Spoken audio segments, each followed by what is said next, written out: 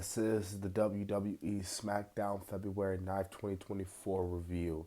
And man, after what went down in the kickoff show press conference last night, we saw Triple H kick off the show, pretty much addressing that The Rock has no control in deciding the main event and officially announcing that Cody Rhodes and Roman Reigns will be main eventing night 2 of WrestleMania. They also made the announcement that Seth Rollins will indeed still be defending his world title, but against the winner of the Elimination Chamber, we had a lot of Chamber qualifier matches. Pretty much every match had in stake towards the Elimination Chamber. Rightfully so, the Premium Live event's 2 weeks away. But the opener contest of the night was Drew McIntyre versus AJ Styles. Really good match between those two fellas. LA Knight pretty much got involved, which was, the reason why AJ Styles won the match. I mean, Drew McIntyre won the match, excuse me, but Drew McIntyre goes on to the Chamber. And we saw a match between Bianca Belair and Mitchkin. That was a really good match there between the two women. And Bianca moves on. She joins Becky Lynch. She will be a part of the Elimination Chamber. So now we get to Bayley.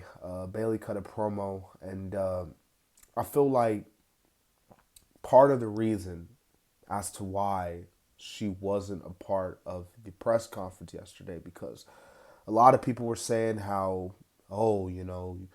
Bayley and Io, how come they weren't on the press conference? Like, Bianca was there, and then obviously Rhea was the champion, so she was there, but Bayley and Io weren't there. And a lot of people were saying, like, what's the case for that?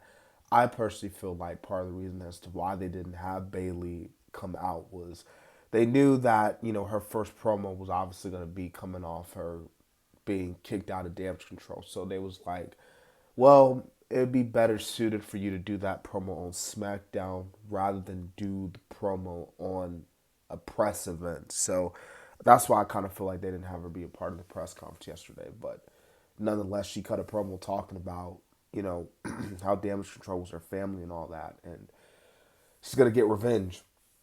But then Dakota Kai came out, and Dakota Kai was talking, about, like, because Bayley was questioning, like, where the hell were you last week? And Dakota was like, I needed to see how my, knee was doing and all that. But the rest of the girls came out, and they were looking like they were attacked Bayley.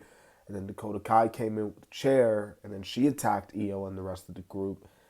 And yeah, I feel like this could all be a grudge, though. I feel like at the end of the day, I feel like Dakota, especially when she gets back clear, is going to end up turning on Bayley. But we'll get more into that when we get to the WrestleMania match or, whenever. But I don't know. I feel like tonight was kind of a ruse. And I feel like Dakota is still in cahoots with, Io and the rest of the girls. But then again, she might not. She might be on the side of Bayley, So this is definitely interesting. But yeah, you have that. And I thought that was a pretty nice little segment there. Okay, so next you had DIY versus Pete Dunne and Tyler Bate. And Pete Dunne and Tyler Bate won the match. This was a really good match, I thought. And I believe now they go on to face the Judgment Day at the Elimination Chamber Premium Live event. So that match should be really good there for the tag team titles. And then, of course, the main event between Sami Zayn and Randy Orton. That was a really good ending and a really good match as well. So overall, I had no problems with tonight's SmackDown. I thought it was really good. We saw earlier in the night with Paul Heyman, Braun Breaker even, and Triple H. The Rock and Roman Reigns will be on SmackDown next week. So whatever happens there, it should be really nice there. And yeah, really good SmackDown.